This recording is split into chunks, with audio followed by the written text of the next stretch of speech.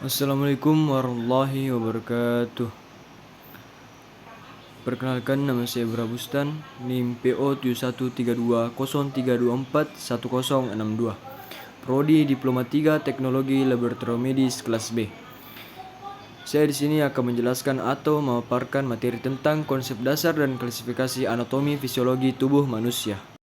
Langsung saja saya akan menjelaskan tentang pengertian anatomi. Kata anatomi berasal dari bahasa Yunani yang secara makna harfiah diartikan sebagai membuka suatu potongan.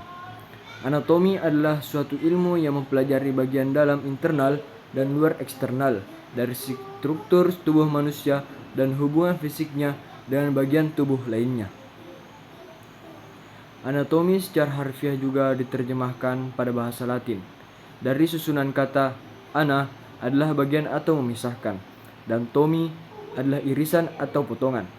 Sehingga anatomi dapat juga dimaknai sebagai ilmu yang mempelajari bentuk dan susunan tubuh baik secara keseluruhan maupun bagian-bagian serta hubungan alat tubuh yang satu dengan yang lainnya. Adapun pengertian fisiologi.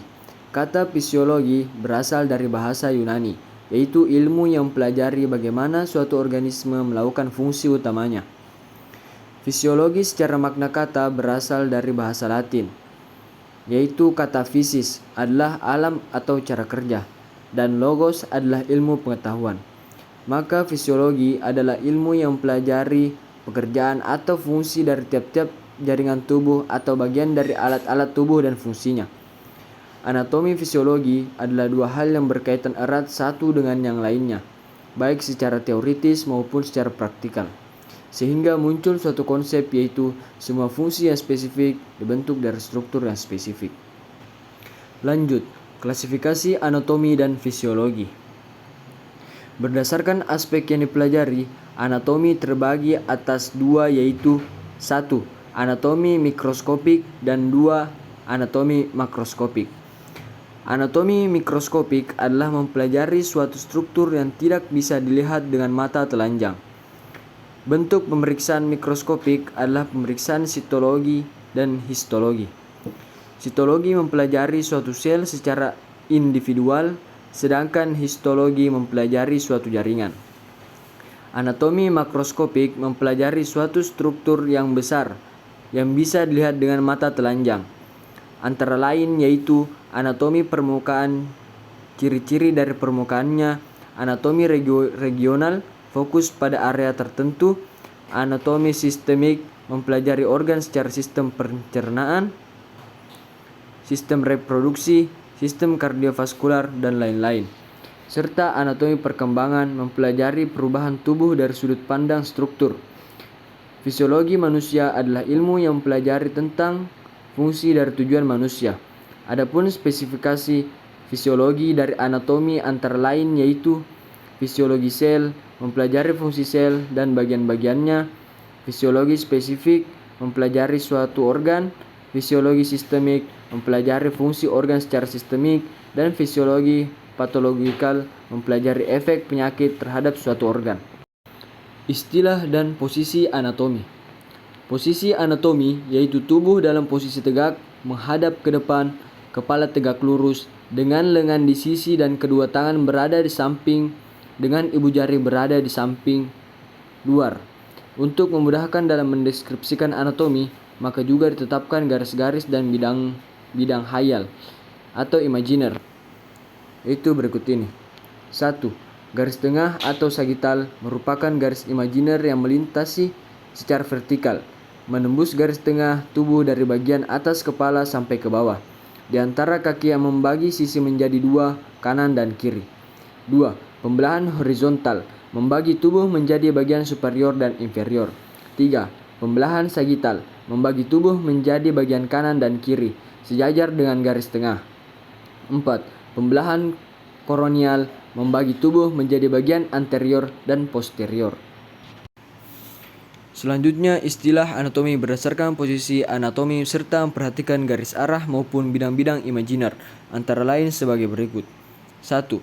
Anterior, lebih dekat ke depan, contohnya lambung terletak anterior terhadap limpa. 2. Medial, terletak di bagian tengah atau lebih dekat ke bidang median. Contohnya jari manis terletak medial terhadap jari jempol. 3. Superior, terletak di atas. Contohnya mulut terletak superior terhadap dagu. 4. Dextra, terletak di bagian kanan. 5. Ventral, terletak di bagian depan ruas tulang belakang. 7. Proximal, terletak lebih dekat dengan pangkal tubuh atau mendekati batang tubuh. Contoh siku terletak proksimal terhadap telapak tangan. 8. Parietal, terletak di lapisan luar. 9. Superficial, terletak lebih dangkal atau lebih dekat ke permukaan. Contoh otot kaki terletak superficial dari tulangnya. 10. Horizontal, terletak di bidang datar. 11. Transversal, terletak di potongan melintang. 12. Posterior, terletak lebih dekat ke belakang. Contoh jantung terletak posterior terhadap tulang rusuk. 13. Lateral, terletak di bagian samping, menjauhi bidang median. Contoh telinga terletak lateral terhadap mata. 14. Inferior, terletak di bawah. Contoh pusar terletak inferior terhadap payudara. 15. Sinistra, terletak di bagian kiri. 16. Dorsal, bagian belakang ruas tulang belakang. 17. Eksterna, terletak di bagian luar. 18. Distak, terletak di ujung atau menjauhi batang tubuh. Contohnya pergelangan tangan terletak distal terhadap siku. 19. Perifer, terletak di pinggir atau tepi. 20. Visceral, terletak di lapisan dalam. 21. Profunda, terletak dalam atau lebih jauh dari permukaan. Contohnya tulang hasta dan pengumpil terletak lebih profunda dari otot lengan bawah. 22. Vertika, terletak di bagian tegak. 23. Longitudinal, terletak potongan memanjang. 24. Sentral, terletak di bagian tengah. 25. Ascendem, terletak di bagian naik. 26. Descendant, terletak di bagian turun. 27. Cranial, terletak di bagian kepala. 28. Caudal, terletak di bagian ekor. 29. Palmar, ke arah palmaris manus atau anggota gerak atas. 30. Plantar, ke arah plantar pedis atau anggota gerak bawah. 31. Ulnar, terletak ke arah ulna atau tulang hasta. 32. Radial, terletak di arah radius atau tulang pengumpil. 33. Tibial, terletak di arah tibia atau tulang kering. 34. Ke arah fibula atau tulang betis. Selanjutnya beberapa arah gerakan tubuh manusia sebagai berikut. 1.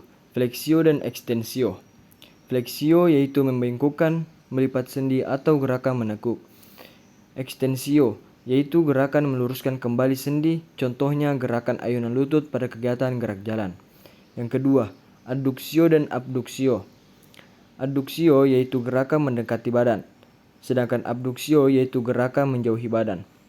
Yang ketiga, rotasio dan sirkumduksio. Rotasio yaitu gerakan memutar sendi, dan sirkumduksio yaitu gerakan sirkuler atau pergerakan gabungan, fleksi, ekstensi, aduksi, dan abduksi.